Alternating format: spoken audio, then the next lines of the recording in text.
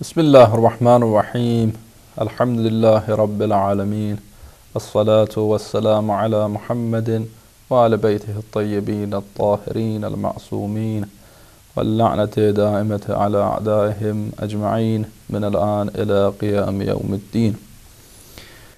Following on from our discussion last time, questions regarding prayer.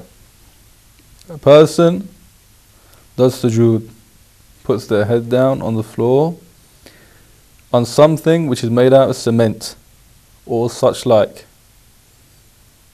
Is their prayer accepted or do they have to repeat it? So the question is this.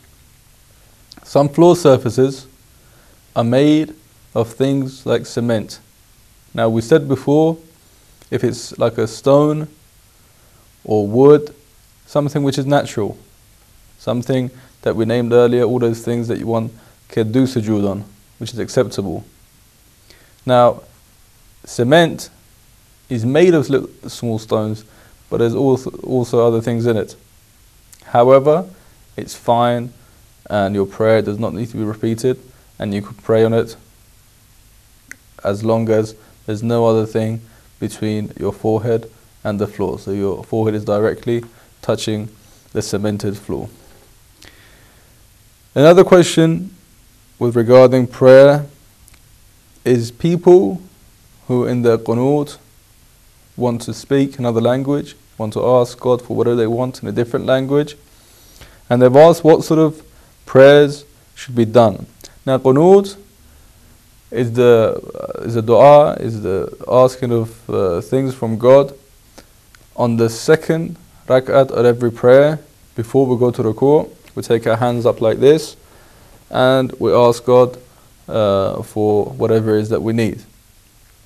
Now obviously the main thing that everyone wants, the number one haja that everyone has, is for our Imam al-Zaman, for our 12th Imam to reappear and be among us. So the best dua and the best prayer anyone can do is to ask for his appearance among us. Now a person wants to read this dua. Is it okay or not? They've been told that it's fine to do so. For example, the dua that everyone reads, Allahumma kulli waliyika al-Hujjat ibn Hasan, salawatika alayhi wa ala abai. Such a dua is fine to do. Praying for yourself forgiveness, praying for your parents for their forgiveness. All these are fine to do so in this particular part of prayer.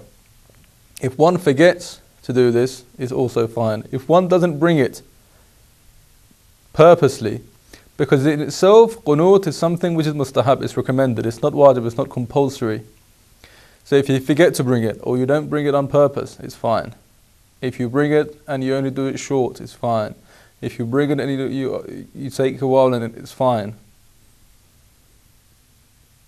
With regards to asking God in a different language, it should be done after your Arabic prayer is said. So after your Arabic prayer is said, you can ask God for what you need in whichever language that you're most comfortable doing so. But with regards to qunut itself, it's something which is mustahab, it's recommended. And when something is recommended and it's not compulsory, we don't need to worry about how long it needs to be, we don't need to worry about its content. And if for whatever reason it's not brought, be it by forgetfulness or be it by our own intention of not bringing it, then the prayer is not harmed and does not need to be repeated. So that's regards to qunut. A person asks, he or she is in a situation.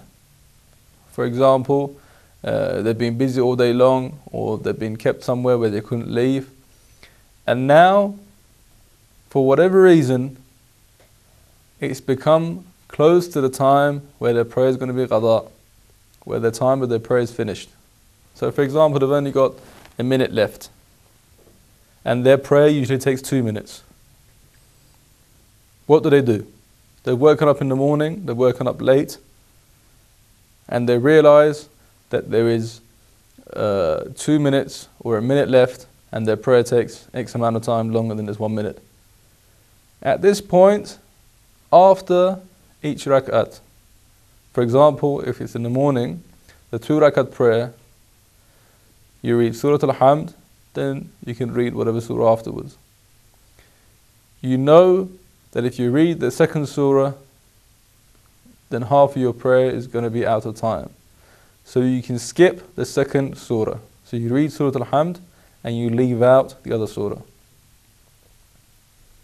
And with the other mustahabbat, with the other things, for example in the qunut or in the ruku' or sujood, the things which are mustahab, for example salawat many a times, subhanallah, saying it many a times, asking for forgiveness in your prayer is good. You need to leave them out. If you're sure that these will cause your prayer to go out of time, you have to leave them out. So it becomes wajib to leave out the mustahabbat, to leave out all the recommended points. Because otherwise, you won't have enough time to complete your prayer. So, once again, after Surah Al-Hamd, the second surah can be skipped if you're sure that there's no time left for your prayer. So that's as far as that question is concerned. I believe we've answered it. Other questions have come. If a woman has a problem with her husband, is not speaking to her husband, does this affect their prayer? No, it doesn't. It doesn't affect her prayer in any shape or form. Again, a group of people live in a place where they have a cleric, a mu'ammam, a person dressed like myself, who has all the conditions for an imam to lead the prayers, to lead the jama'ah prayers. Now, this person, they say, is absent at some periods of the year. They ask, can anyone else replace this imam, this cleric, this mu'ammam, this person who wears a turban on his head? Or does it have to be another cleric? With regards to this question, if these people have another cleric in their town, they must pray behind the cleric. And they can't put another person in his place. They must put another cleric, another mu'ammam, in his place. Wallahu a'lam. Questions have asked with regards to doing things during prayer. If there's a fly sitting on your shoulder or sitting on a part of your body and you hit the fly, whether it be here or whether it be on your hand,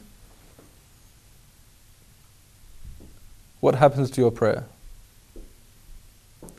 As long as a person looking at you would say that you haven't come out the status of praying, it doesn't take you so many actions, then it's fine. And that goes for everything. Whilst praying, you mustn't do anything that changes your status of prayer, that anyone will look at you and say he's doing something else, he's not praying. So a small, quick, swift action is fine, is permissible to do during prayer. For example, crying in the prayer. If you're crying for yourself, for a loss, you've lost some money and you want to cry during prayer, this is not acceptable. If, however, tears come out of your eyes and you're thinking of God and you're thinking of Day of Judgment and you're thinking of, for example, Imam Hussein and his martyrdom and the Karbala, then this is permitted, inshallah. We'll answer the rest of the questions in the next session. Walhamdulillahi Rabbil Alameen.